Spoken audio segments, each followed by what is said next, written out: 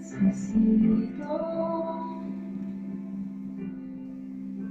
Tú me llevas al lugar donde encontré descanso.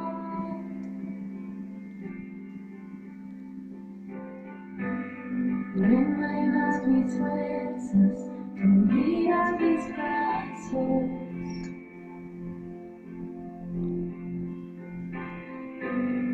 Renuevas mis fuerzas, tú guías mis pasos. Tu amor inagotable es, tu bondad me persigue, te persigo. En tu mesa me diste un lugar, me recibes en casa para siempre.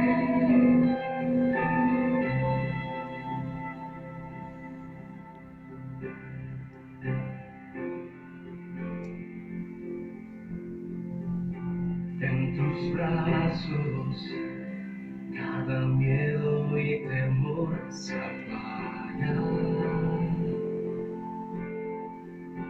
Tú me enseñas a confiar cuando mi fe desmaya.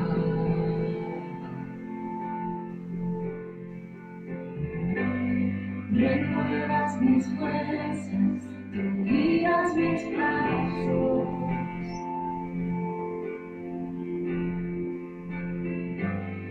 Renuevas mis fuerzas, tú guías mis pasos. Tu amor inagotable es, tu bondad me persigue, te persigo. En tu mesa me diste un lugar, me recibes en casa para siempre. Tu amor inagotable es, tu bondad me persigue, te persigo. En tu mesa me diste un lugar, me recibes en casa para siempre.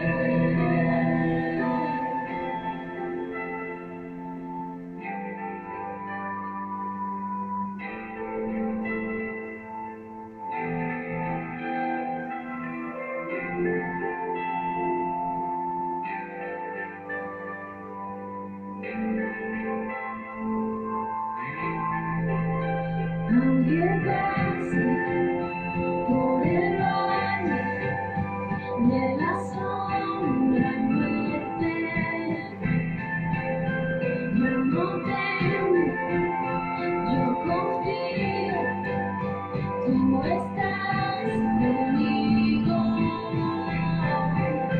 Y si caigo o me pierdo, vienes a buscarme. Me lo olvidas y me encuentras y nunca te olvidaré. Tu amor inagotable, tu bondad me persigue, te persigo. En tu mesa me diste un lugar, me recibes en casa para siempre. Tu amor inagotable es, tu bondad me persigue, te persigo. En tu mesa me diste un lugar, me recibes en casa para siempre.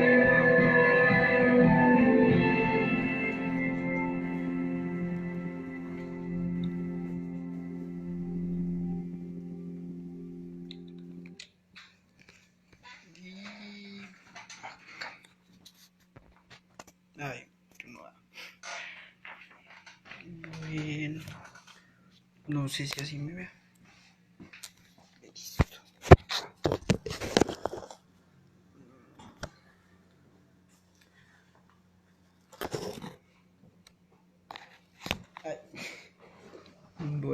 Buenas noches.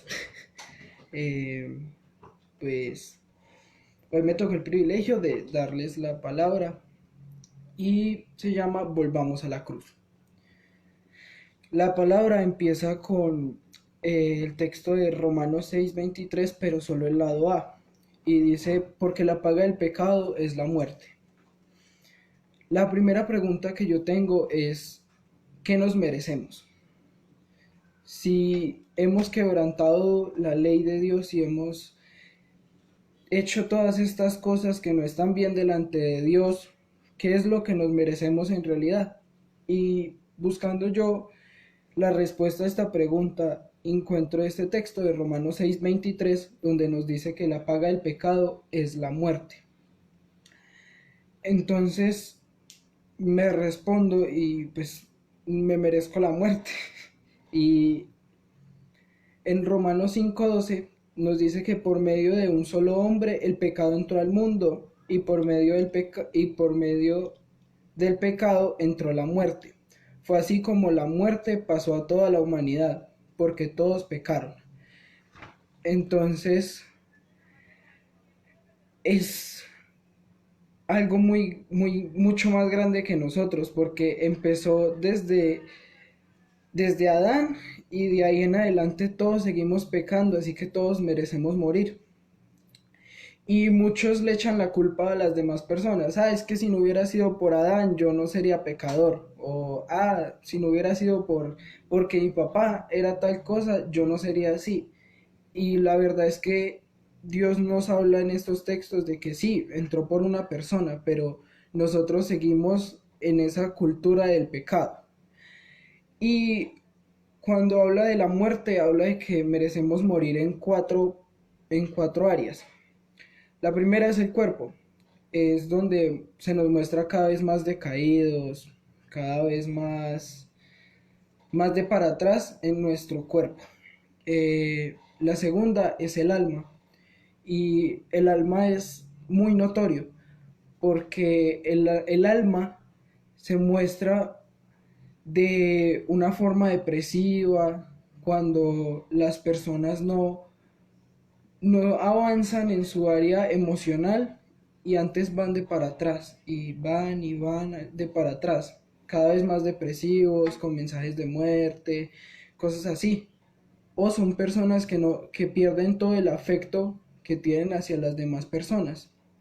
Pierden todas esas ganas de mostrar, de abrazar, de todas estas cosas.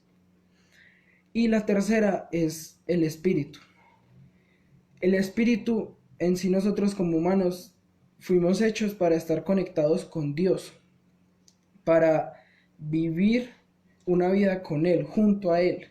Y cuando morimos en nuestra área espiritual, esa línea, esa conexión se corta y dejamos de ser esa creación que iba con Dios y pasamos a ser una creación más.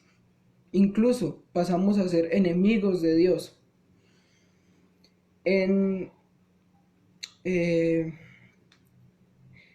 Y muchos tenemos el cliché de que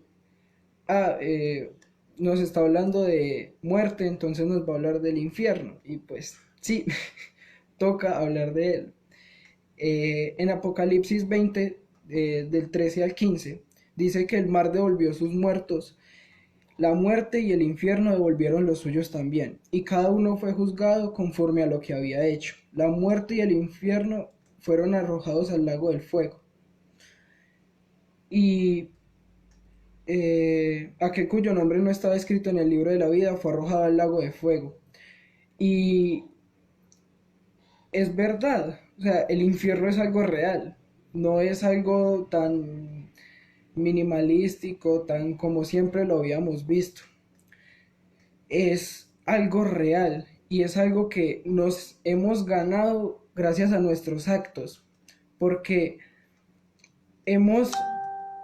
eh, hemos llevado un 99% de nuestra vida con Dios y un 1% de nuestra vida lo hemos llevado como hemos querido. Y resulta que Dios nos va a querer ese 99% de nuestra vida si ese 1% daña el resto. Porque Dios es un Dios que quiere o todo o nada. No hay un punto medio. Todo va o es o no es. Estás con Dios o no estás con Él.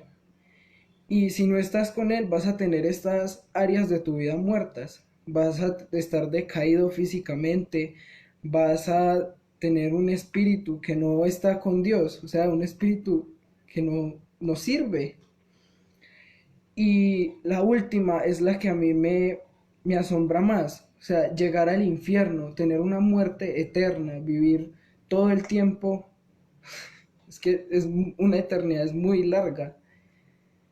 Y estar, saber que por no estar con Dios vamos a ganar y vamos a llegar a ese infierno es algo muy confrontante, porque es ver realmente el problema, porque hasta que uno no ve el problema en realidad como es, no hay una oportunidad de cambio. Resulta que nosotros como hemos estado pecando y hemos estado haciendo todas estas cosas mal, porque tenemos un 99% de nuestra vida con Dios y un 1% sin Él, o incluso un 50% con Dios y otro 50% sin Él. Es ganarnos la ira de Él y empezar a ser enemigos, pasar de ser amigos y de ser hijos, pasar a ser enemigos de Él. Y en Romanos 1:18 nos habla de Él. Y yo hago otra pregunta. Si nos hemos ganado la ira de Dios, ¿quién va a pagar por esta ira? ¿Quién va a ganársela? Pues ya no la ganamos, pues es de nosotros, pero esta ira es para destrucción, porque es una ira santa, es una ira justificada, es algo que Dios tiene justa causa para destruirnos. En Romanos 1:18 dice, ciertamente la ira de Dios viene revelándose desde el cielo contra toda impiedad e injusticia de los seres humanos, contra toda maldad que obstruye la verdad. ¿Cuántas veces hemos obstruido la verdad de Dios? ¿Cuántas veces Dios nos ha dicho, háblele a esa persona o dígale que eso está mal y no lo hemos hecho? O lo hemos hecho de mala gana. Esto es ganarnos la ira, o sea, así seamos hijos, así tengamos ese 100%, hemos estado fallando en estas cosas y son pequeñas. En Romanos 2, del 2 al 3, dice, ahora bien, si sabemos que el juicio es para los que practican tales cosas, ¿piensas que te vas a escapar del juicio de Dios? Porque tú juzgas a otros y sin embargo haces lo mismo que ellos. ¿Cuántas veces hemos juzgado a otra persona porque peca diferente a nosotros? Tenemos que empezar a vernos a nosotros primero, a ver qué es lo que yo estoy haciendo mal para luego poder sí decirle, hey, yo ya estuve en esa área y yo la solucioné de tal forma, ayudar en vez de estar hundiendo a las demás personas. Empezar a ver el problema de los demás y en vez de hundirlos, ayudarlos. Porque eso es lo que Dios nos enseña, que debemos ayudar, que debemos dejar de estar mirando a las demás personas y de hacer juicio contra otros, porque igual Él nos va a juzgar a nosotros y va a juzgar a las demás personas por el pecado que hayamos hecho. Es algo que, o sea, nadie se va a escapar del juicio, nadie va a dejar de ganárselo, no. Y yo buscando la respuesta a la pregunta de quién se va a ganar la ira de Dios, descubrí que solo hay dos respuestas. Solo son dos simples respuestas. La primera es, la pago yo y el día que llegue el juicio, Dios me pregunte, ¿y yo por qué te debería dejar pasar al cielo? Yo decirle, no, yo no quise cumplir sus reglamentos, yo no quise hacer nada de lo que usted me mandaba, yo hago lo que yo quiera y pues me voy a ir al infierno, porque quiéralo o no, son las reglas de Dios. Y si no quieres seguir las reglas de Dios, te tienes que cambiar de universo. Es la única solución que hay para intentar no cumplir las reglas de Dios, porque si no va a haber el castigo. Y la otra respuesta es la paga Jesús. La misericordia que Dios tiene hacia nosotros hizo que Jesús, como hijo de Dios, dijera: yo voy a la tierra y los salvo. Porque Dios buscó la forma de salvarnos y solo había una, y era que una persona que no hubiera cometido pecado nos salvara. Y la verdad, Dios estuvo buscándola y no la encontró. Entonces, la única misericordia la única forma de misericordia que hubo ahí fue Jesús ofreciéndose como cordero para salvarnos. En Romanos 6:23 nos dice: porque la paga del pecado es la muerte, mientras la dádiva de Dios es la vida eterna en Cristo Jesús. La única solución que hay para salvarnos, porque nosotros somos enemigos de Dios al no estar cumpliendo lo que Él nos manda, es cumpliendo, Jesús viniendo a la tierra y cumpliendo, tomándose la copa de ira del Señor para poder salvarnos a todos. Porque Dios buscó un hombre en la tierra que no fuera pecador y no lo encontró. Así que Jesús vino y se ofreció para salvar a nosotros como enemigos de Dios, para que en su momento Jesús fuera tratado como Dios nos debió tratar a nosotros. Y nosotros somos tratados como Jesús mereció ser tratado. Nosotros nos ganamos un privilegio inmerecido de ser tratados como hijos. Pasar de ser enemigos a hijos es algo muy grande. Y pensar que no hemos valorado muchas veces estas cosas que Dios nos ha regalado, porque es un privilegio muy grande todas esas promesas que hay en la Biblia, todas estas, por ser hijo, poder tenerlas y seguir despreciándolo.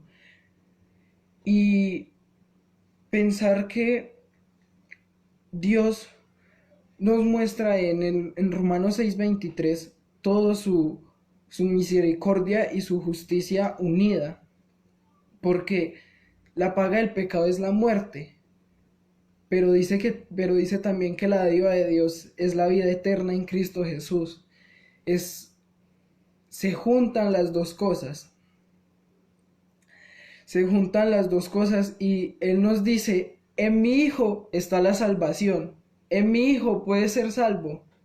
En Él puedes dejar esa cultura del pecado, puedes dejar de estar encerrado en el pecado y pasar a estar en la cárcel de mi amor.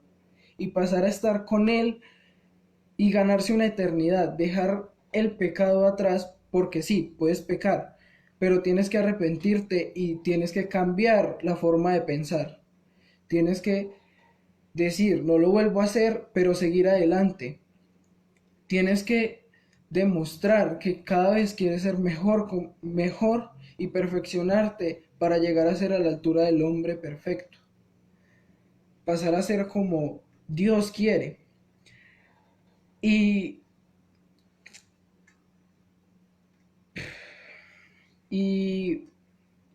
debemos dejar de estar en tantos dilemas y de estar en tantas cosas vanas. Debemos de dejar de estar distraídos en esas cosas que solo nos dan un efecto placebo, solo nos dan un momento de felicidad. Debemos dejar de estar todo el tiempo pensando en las cosas que nos dan un momento de felicidad ahora y empezar a pensar en la eternidad, porque es lo más sano. Porque muchas veces pensamos: sí, yo quiero salir de fiesta y listo. Salir de fiesta no está mal. Tampoco, por ejemplo, yo quiero tomar alcohol. Bueno, pero porque se quiere emborrachar. Entonces es empezar a pensar qué es bueno para mí y qué no es bueno para mí, empezar a evaluar las cosas para empezar a decir, hey, ¿qué haría Jesús en este momento? ¿Qué haría Dios en este momento si fuera yo? Y empezar a cambiar esa conducta y empezar a hacer, a buscar la santidad y dejar de decir, es que yo soy humano, entonces yo peco. No, tienes que empezar a dejar todo atrás y empezar a comportarnos como personas salvas, como las personas que realmente somos, porque dejamos de ser creación y pasamos a ser hijos. Debemos comportarnos como hijos, porque si volvemos a la cruz es porque somos hijos y debemos renovar todas estas cosas que hemos hecho mal, renovar nuestra mente, nuestro corazón, todas estas cosas para empezar a ser personas nuevas y empezar a tener un, una santidad y dejar de hacer todas estas cosas hipócritas y malas que están delante de los ojos de Dios y empezar a comportarnos, porque eso es lo que de verdad debemos hacer. ¿Ya? Bueno, yo quiero orar para entregar este momento y de verdad, si puedes, busca los textos que son muy importantes.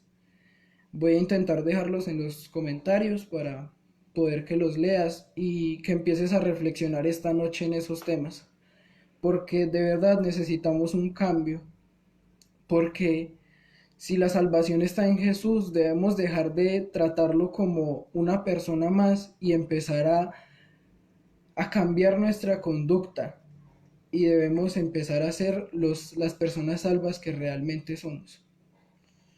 Bueno, gracias Dios por este momento, Dios, por estos textos que nos dejas en la Biblia, Dios. Gracias porque nos enseñas que la salvación está en tu Hijo y que aunque la paga del pecado es la muerte, Dios, tú nos regalas ese regalo inmerecido, Dios, de la salvación. Gracias por haber entregado a tu Hijo, Dios. Gracias por enseñarnos que en Él está la salvación, Dios. Gracias por ser esa persona tan misericordiosa. Gracias por ser todas estas cosas, Dios. También te pido por las personas que realmente quieren cambiar, Dios.